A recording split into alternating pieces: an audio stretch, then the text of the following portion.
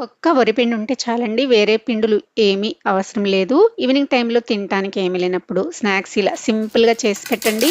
ఒక డబ్బాలో స్టోర్ చేసుకున్న ఎక్కువ రోజులు నిల్వ ఉంటాయి. ముందుగా మిక్సింగ్ బౌల్ తీసుకొని అందులోకి 2 కప్పుల వరిపిండిని వేసేసుకొని కప్పుకి 1 టేబుల్ స్పూన్ చొప్పున 2 టేబుల్ స్పూన్ల వరకు వెన్నపూసని వేసుకొని వెన్నపూసని బాగా పిండికి పట్టేలాగా ఇలాగా రబ్ చేస్తూ పిండిని కలుపుకోవాలి. పిండి చేతిలో కొంచెం తీసుకుంటే ఇలా ముద్దలాగా అవ్వాలన్నమాట.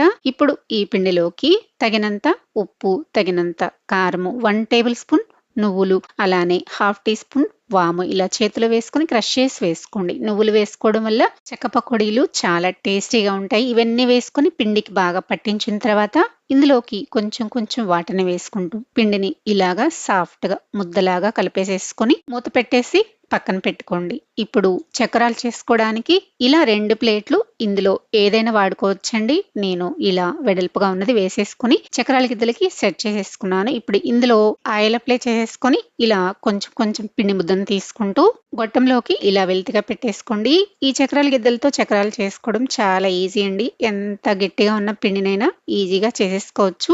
ఈ గిద్దలు మీకు కావాలంటే స్క్రీన్ పైన లింక్ ట్యాగ్ చేస్తాను. క్లిక్ చేసి ఆర్డర్ చేసుకోండి. ఇలా బాగా హీట్ చేసుకున్న ఆయిల్‌లోకి ఇలా చెక్క పకోడీ వేసేసుకున్న తర్వాత అటు ఇటు టర్న్ చేసుకుంటూ ఇలా గోల్డ్ కలర్ వచ్చేంత వరకు ఫ్రై చేసుకొని వీటిని తీసి ఒక ప్లేట్‌లోకి పెట్టేసుకోండి. ఇలాగే మిగిలినవన్నీ చేసేసుకున్నాను. చక్కగా చూసారు కదా! విరగకుండా ఎంత బాగా వచ్చాయో. ఇవి చల్లారాక డబ్బాలో స్టోర్ చేసుకుంటే ఎక్కువ రోజులు నిల్వ ఉంటాయి. వీడియో నచ్చితే లైక్ చేసి సబ్స్క్రైబ్ చేసుకోండి. Thanks for watching.